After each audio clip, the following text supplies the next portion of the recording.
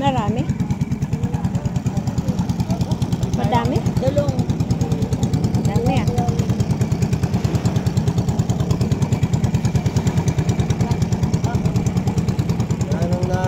Wala na eh. Doon na natin dadalhin.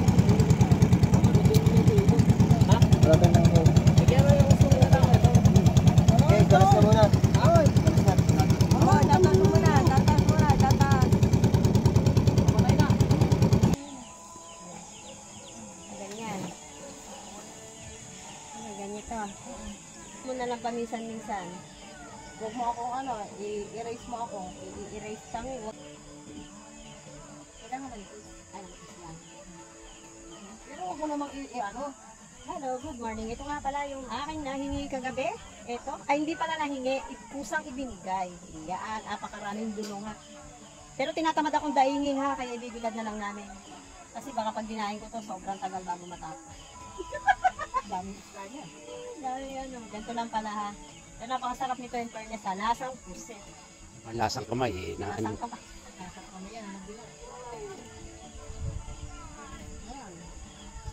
Isan daw para madaling matulog. Dapat palalatagan niya yung stainless na yero. Manipis para yung hindi kinakalawan. Binigyan pa ako kagabi ni ano. Inaano nga sabi ko, wag na, meron na naman bigay si Pe. Yung kanilang dulong, eh, bukasay sa amin, laro pa eh. Minautay-utay pa, marami si Aldi sa gabi. Ako, anong gagawin niya doon? Bakit bibigay ko sa pati? Dami siya eh. Hindi na pala nakakalabas si Andy. Ha?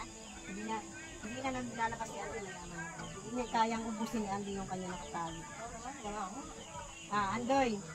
Binila. Binila.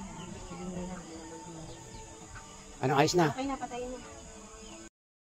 Wow, o ayan na yung ating binilad na dulong. Ganyan lang pala kasi yung binilad. Okay, dadali na namin sa araw-araw. Ayan, ito na nga pala yung aming binilad na dulong kanina. Natuyo na kasi malakas sobra yung ano hangin. Sobrang mainit. Ay, hangin. Init pala. Malakas ang init kaya ang bilis din siya natuyo. Ito na siya. Oh. Kaya lang ang hirap siyang tanggalin. 2, 7, Ayan. 2, 6, 7. Ayan na yung ating binilad na dulong. Ayan, nakapagprito na nga pala ako ng dulong ha. Crunchy po yan. Napakasarap po yan. Lasang pusit ang ating dulong. Wow.